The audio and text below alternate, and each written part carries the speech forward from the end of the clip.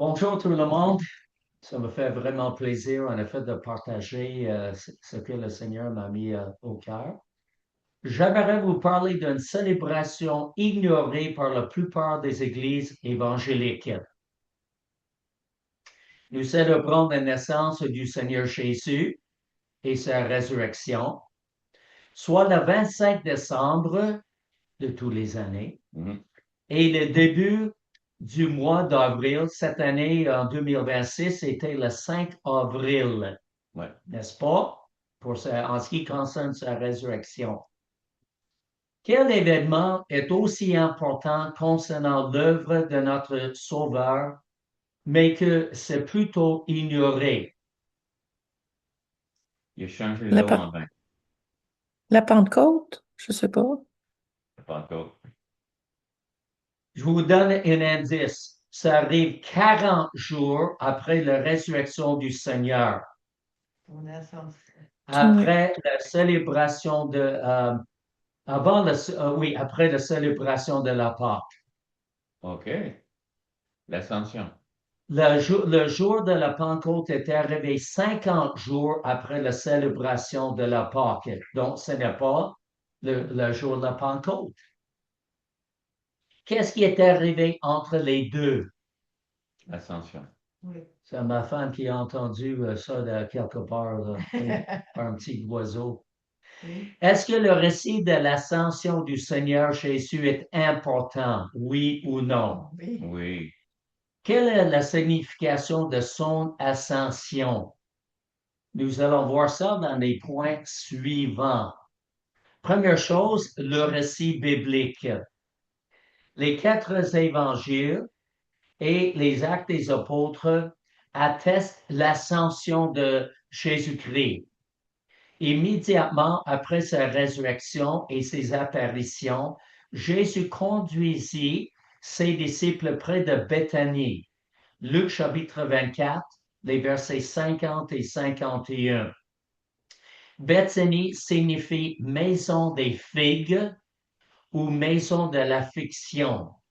C'était une ville près de Jérusalem, au pied du mont des Oliviers, où Lazare a vécu avec ses sœurs, Marie et Marthe, et où Jésus a séjourné pendant la semaine avant la crucifixion. Nous lisons. Il les conduisit jusqu'à Béthanie et ayant levé les mains, il les bénit. Pendant qu'il les bénissait, il se séparait d'eux et fut enlevé au ciel. Alléluia. Donc, il monta au ciel en leur présence. C'est bon? Amen. Ça, c'est Luc chapitre 24. Maintenant, Marc chapitre 16 et le verset 19 déclare. Après que le Seigneur Jésus lui eut parlé, il fut enlevé au ciel et s'assit à la droite de Dieu. Acte chapitre 1, verset 9 rapporte.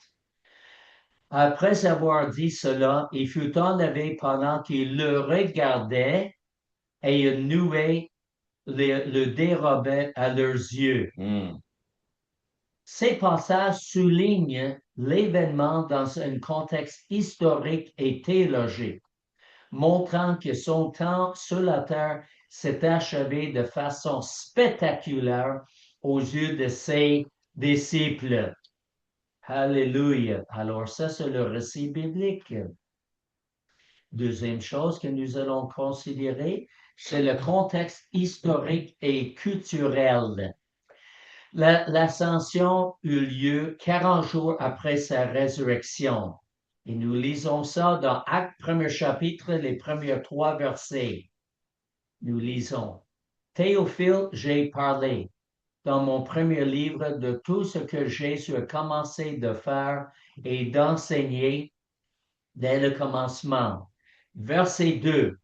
Jusqu'au jour où il fut enlevé au ciel.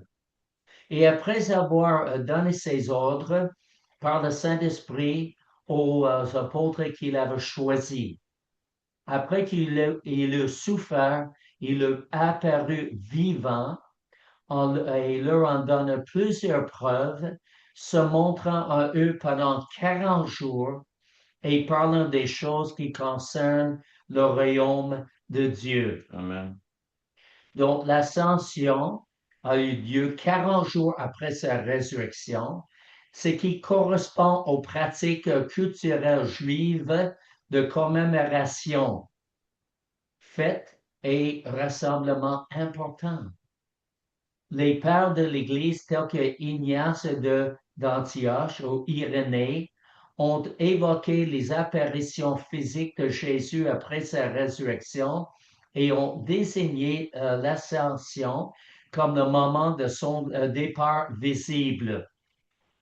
Les preuves archéologiques et les écrits des premiers chrétiens attestent que l'Église a longtemps reconnu le mont des Oliviers, ça veut dire près de Béthanie, comme le lieu traditionnel de l'ascension.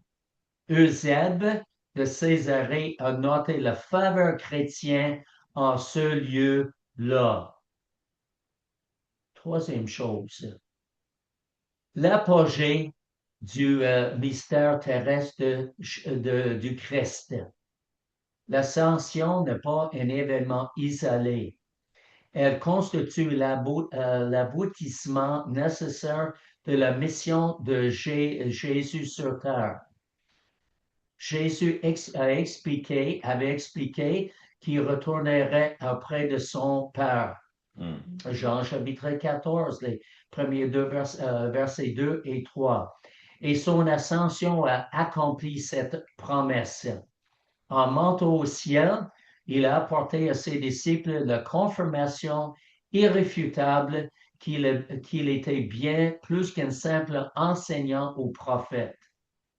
Cet événement a également transformé sa présence physique en un état glorieux, le plaçant en position d'autorité sur toute la création. Et je souligne l'idée, sa présence physique était transformée dans un état glorieux. Donc, il n'a pas simplement monté là en esprit, il a monté là dans son corps glorieux. Jean chapitre 14 nous dit, il y a plusieurs demeures dans la maison de mon Père. Si ce n'en était pas, je vous l'aurais dit. Je vais vous préparer une place. Amen. Et lorsque je m'en serai allé et que je vous aurai préparé une place, je reviendrai et je vous prendrai avec moi afin que là où je suis, vous y soyez aussi. Alors, sur la terre, après sa résurrection et le temps qu'il était avec ses disciples pendant 40 jours, il est monté en effet au ciel dans son corps glorieux pour nous préparer une place. Merci Seigneur. Amen. Alléluia, c'est tellement merveilleux. Et la date des 40 jours en 2026, c'est le 14 mai, jeudi passé. Et c'est célébré dans quelques églises le 17 mai 2026. 2026. Alors, c'est vraiment pertinent. Well, Le ministère du Seigneur s'est accompli sur la terre, mais qu'il avait un ministère qui lui restait à accomplir au ciel. Well, est-ce qu'on a saisi cela? Il montait au ciel dans son corps glorifié, OK? Glorifié, terrestre, mais glorieux, c'est ça, mais voilà, transformé pour poursuivre son œuvre de médiation et de rédemption pour l'humanité pécheresse. Il monte au ciel avec son sang précieux qu'il a répandu sur le propitiatoire céleste et pour obtenir ainsi la rédemption éternelle pour les hommes que les hommes pourraient recevoir par la foi en lui. Et nous voyons en effet dans Hébreux chapitre 9, verset 5, au-dessus de l'arche étaient les chérubins de la gloire. Ça, c'est on voit dans le tabernacle ou le temple, couvrant de leur ombre le propitiatoire. Parce qu'en anglais, on a fait l'habitude de dire, on a fait le siège de la miséricorde, qui est une bonne façon de le voir. En français, c'est le propitiatoire. Tout ce qui est au ciel est la réalité. Donc, nous voyons des choses et nous vivons des choses sur la terre et nous croyons sur la réalité. Mais ce n'est pas la réalité. La réalité, c'est au ciel. Tandis que ce qui est sur la terre ne l'était pas et ne l'est pas toujours. Les chapitres 7 à 10 de l'Épître aux Hébreux expliquent ce qui se produit lorsque Jésus est allé au ciel par son ascension, un événement d'une importance capitale. Il est le souverain sacrificateur de notre salut et au ciel, il se présentait devant Dieu le Père, le juste juge de tous, avec le fruit de son sacrifice, à savoir son sang précieux. Merci Seigneur. Il est entré dans le sanctuaire céleste pour répandre son sang sanglant, son sacrifice sanglant sur le propitiatoire céleste. Je le répète, il existe un sanctuaire céleste, le véritable sanctuaire, et non le tabernacle ou le temple juif, car ceux-ci n'étaient que des copies de la réalité. Amen. Il était le seul à pouvoir entrer dans le sanctuaire céleste en tant que souverain prêtre ou souverain sacrificateur, désigné par Dieu. Et nous ne pouvons le remplacer pour faire ce ministère. En tant que souverain sacrificateur, il a offert son sang versé pour être répandu sur le propitiatoire céleste, car son sacrifice était le seul, unique et était le sacrifice unique et définitif destiné à expier pleinement nos péchés, les péchés de l'humanité, et à les ôter et non seulement les couvrir comme sous l'ancienne alliance. Par son sacrifice, il a apaisé la sainte colère de Dieu contre les humains. Amen. Il est mort une fois pour toutes. OK? Parce qu'il y a certaines religions qui vont répéter le sacrifice de la croix. Et ce n'est pas biblique. Il est mort une fois pour toutes pour ne jamais mourir à nulle part. D'accord? Les péchés de l'humanité ont été entièrement expiés. Amen. Après avoir accompli son devoir de souverain sacrificateur ou souverain prêtre, il s'est assis à la droite de son Père et intercède sans cesse pour nous les croyants, en tant que médiateur compétent et efficace de la nouvelle alliance. Il n'y a pas d'autre souverain sacrificateur sur terre, car selon la volonté de Dieu, le Seigneur Jésus est le seul souverain sacrificateur et le médiateur de la nouvelle alliance. Les Juifs croyants avaient besoin de comprendre et embrasser complètement par leur foi le message de l'Épître aux Hébreux, c'est-à-dire le Seigneur Jésus est notre souverain sacrificateur, il n'y en a pas d'autre. Il s'est sacrifié même, le sanctuaire est céleste et par son sang. Voici les 4 S. Voici l'importance de célébrer dans nos cœurs l'ascension du Seigneur Jésus. Il est mort pour nos péchés sur la terre et il est ressuscité pour notre justification. Mais il est aussi monté au ciel pour compléter son ministère en notre faveur. C'est à ce moment-là qu'il a obtenu pour nous une rédemption éternelle. Amen. Et nous allons souligner les versets, si vous voulez ouvrir vos Bibles ou simplement suivre avec moi. Hébreux, les chapitres 7, versets 2 à 28, et le chapitre 8, les premiers 2 versets. Nous parlons ça parle du sacerdoce du Seigneur Jésus et le sanctuaire céleste. Hébreux chapitre 7, verset 22. Jésus est par cela même le garant d'une alliance plus excellente. Alléluia, notre notre alliance est meilleure sur la nouvelle alliance. Amen. Et presque tout d'après la loi purifié avec du sang et sans effusion de sang, il n'y a pas de pardon. De plus, il y a eu des sacrificateurs en grand nombre sur l'ancienne alliance, parce que la mort les empêchait d'être permanents. Mais lui, parce qu'il demeure éternellement, possède un sacerdoce qui n'est pas transmissible. C'est un sacerdoce perpétuel à ne jamais transmettre à qui que ce soit. C'est aussi pour cela qu'il peut sauver parfaitement ceux qui s'approchent de Dieu par lui, étant toujours vivant pour intercéder en leur faveur. Amen. Verset 26, il nous convenait en effet d'avoir un souverain sacrificateur comme lui, saint, innocent, sans tache, séparé des pécheurs et plus élevé que les cieux, qui n'a pas besoin comme les souverains sacrificateurs sous l'ancienne alliance, d'offrir chaque jour des sacrifices, d'abord pour ses propres péchés, ensuite pour ceux du peuple.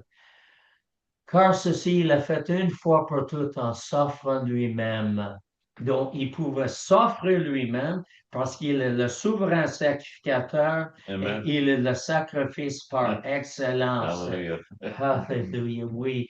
En effet, la loi établit souverain sacrificateur des hommes sujets à la faiblesse, mais la parole du serment qui était faite après la loi établit le Fils qui est le parfait pour l'éternité. Le point capital de ce qui vient d'être dit, c'est que nous avons un tel souverain sacrificateur qui s'est assis à la droite du trône et de la majesté dans les cieux comme ministre du sanctuaire et du véritable tabernacle qu'il a été dressé par le Seigneur et non par un homme. Wow! Et il y a de la viande là-dedans. Hébreux chapitre 8, verset 6.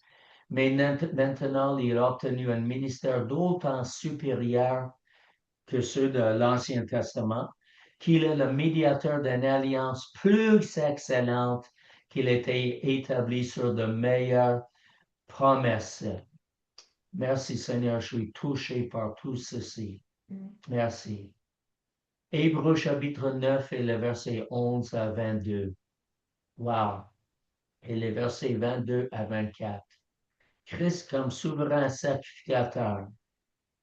Le Seigneur Jésus est entré une fois pour toutes dans le lieu très saint, dans le sanctuaire céleste. Il est entré avec son propre sang. Le résultat, il a obtenu une rédemption éternelle pour nous et pour tous ceux qui se confient en lui comme Seigneur et Sauveur personnel. Hébreux chapitre 9, verset 11. Mais Christ est venu comme souverain sacrificateur des biens à venir. Il a traversé le tabernacle plus grand et plus parfait, qui n'a pas construit de main d'homme, donc ce n'est pas de sa création, Amen. c'est-à-dire qu'il n'est pas de sa création. Il est entré une fois pour toutes dans le lieu très saint, Amen. au ciel, non avec le sang des boucs et des veaux, mais avec son propre sang, et a obtenu une rédemption Hallelujah. éternelle. Donc, ce n'est pas quelque chose de temporaire, c'est quelque chose d'éternel. 9, Hébreux chapitre 9, verset 22. Et presque toute la loi est purifiée avec du sang, et sans effusion de sang, il n'y a pas de pardon.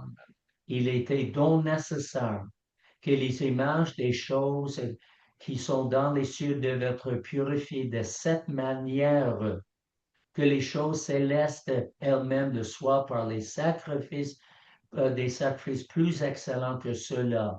Car Christ n'est pas entré dans le sanctuaire fait de main d'homme, en imitation véritable, mais est entré dans le ciel même, afin de comparaître maintenant pour nous devant la face de Dieu.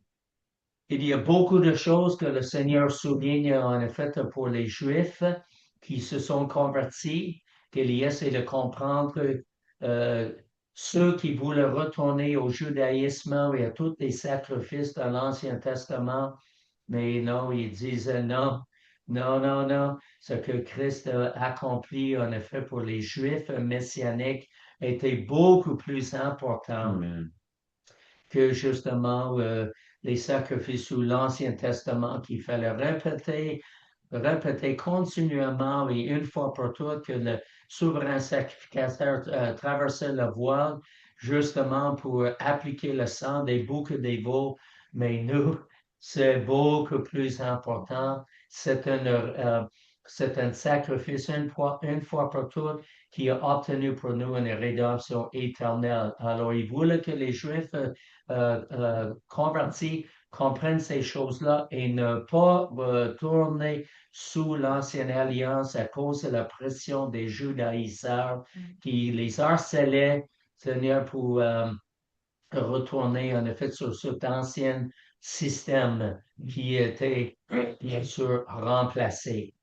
Hébreux chapitre 10 maintenant, versets 19 à 21. Ainsi donc, frères, nous avons au moins du sang de Jésus une libre entrée dans le sanctuaire céleste par la route nouvelle et vivante qu'il a inaugurée pour nous au travers du voile, c'est-à-dire de sa chair. Et nous avons un sacrificateur établi sur la maison de Dieu. C'est qui la maison de Dieu? Nous sommes la maison de Dieu. On Amen. voit ça dans l'Épître aux Hébreux, comme le pasteur a enseigné. C'est merveilleux. Nous sommes, sous la maison de Dieu et nous avons un souverain sacrificateur établi sur nous. Le sacrifice parfait du Seigneur Jésus s'est à jamais répété. Hébreux chapitre 10, les versets 11 à 18. Alors, c'est beaucoup en effet de viande ce matin. Je vous encourage même de regarder les vidéos ou les écouter encore de nouveau parce que c'est vraiment des bonnes choses à saisir et à laisser commencer à assimiler en effet dans nos cœurs spirituels. Hébreux chapitre 10, verset 11. C'est en vertu de cette volonté que nous sommes sanctifiés par l'offrande du corps de Jésus-Christ. Combien de fois? Une fois pour toutes. Et tandis que tout sacrificateur fait chaque jour de service et offre souvent les mêmes sacrifices qui ne peuvent jamais ôter les péchés. Lui, après avoir offert un seul sacrifice pour les péchés, on parle du Seigneur Jésus, s'est assis pour toujours à la droite de Dieu. Il attend désormais que ses ennemis soient devenus son marchepied. Amen. Car, il explique, car par une seule offrande, il a amené à la perfection pour toujours ceux qui sont sanctifiés. Par son seul et unique sacrifice, il nous a amené les vrais croyants du Nouveau Testament à la perfection et pour toujours. Ceux qui sont sanctifiés, parce que ceux qui sont sanctifiés, verset 10 nous a dit, nous sommes sanctifiés par l'offrande du corps de Jésus-Christ une fois pour toutes. Alléluia. Alors, en position, nous sommes dans une position de perfection pour toujours. Wow! Nous avons été sanctifiés. Hallelujah. C'est ce que le Saint-Esprit nous atteste aussi, car après avoir dit, voici l'alliance que je ferai avec eux. Après ces jours-là, dit le Seigneur, je mettrai mes lois dans leur cœur et je les écrirai dans leur esprit. Oui. Donc, il parle aux Juifs convertis, il parle à nous aujourd'hui. Et ensuite, il nous dit, wow, je ne me souviendrai plus de leurs péchés ni de leurs iniquités, car là, il y a pardon des péchés et il n'y a plus d'offrande pour le péché. Wow. Il n'y a plus de sacrifice, frères et sœurs. Le sacrifice a été fait par le Seigneur Jésus. Oui, C'est un sacrifice parfait et pour toujours à ne jamais répéter. Hallelujah. À ne jamais répéter. Wow. Alors, si les religions nous disent disent d'autres choses, la Bible dit qu'est-ce qu'il y en est. Amen. Wow, merveilleux. Un seul unique sacrifice qui nous a mis, c'est ça, on est parfait pour toujours par notre position en Jésus. Hallelujah. Alors, je vous invite, peut-être je vous ai surpris un peu ce matin en ce qui concerne l'idée de célébration. Je vous invite de célébrer avec moi l'ascension de notre Seigneur et Sauveur Jésus-Christ, qu'en font certaines églises et même certaines religions dans le monde entier. Jésus a payé sur la croix le prix de nous libérer de nos péchés. Il est ressuscité des morts.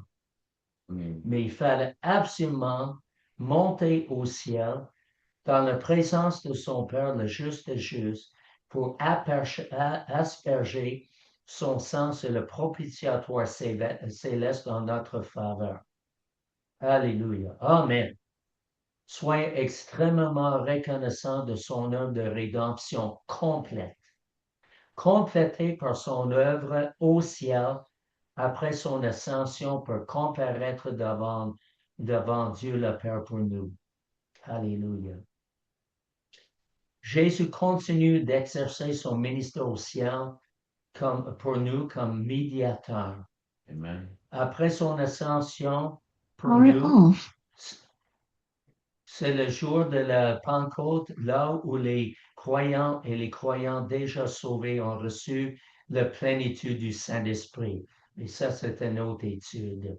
Alors, merci énormément, Seigneur Jésus, pour ton ministère terrestre et aussi pour ton ministère céleste dans notre faveur. Tu es glorieux, tu es digne de louange pour tout ce que tu as fait pour nous. Alléluia. Amen. Alors, merci Seigneur pour cela. Amen. Nous te donnons toute l'honneur et la gloire. Merci pour que tu es mort sur la croix, tu es resté, mais merci que tu as monté au ciel avec ton sang précieux que tu avais versé en effet sur la croix du Calvaire. Et merci Seigneur, tu l'as versé, aspergé sur le propitiatoire céleste pour obtenir pour nous une rédemption éternelle, que c'est complété. Tu es merveilleux, Seigneur. Oui. Alors nous célébrons, Seigneur, ton ascension. Merci. Tu es digne de gloire et d'honneur à cause de la mort que tu as souffert, à cause de ta résurrection. Mais merci, Seigneur, aussi ton ascension pour nous. C'est ça. Digne de l'agneau qui a été immolé. Et tu es sur ton trône et tu règnes éternellement, Seigneur, comme le roi des rois et le Seigneur des seigneurs. Seigneur, comme le lion du tribu de Juda. Alléluia.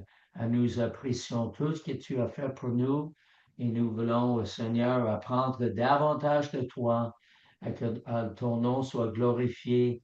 Et merci, Seigneur, pour ton esprit qui nous éclaire dans toutes ces choses-là. Alléluia. Wow. Merci pour ta présence. Merci, tu es être même pour nous. Au nom précieux de Jésus. Amen. Amen.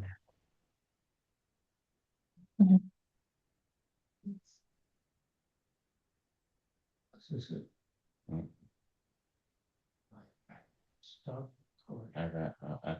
C'est ça.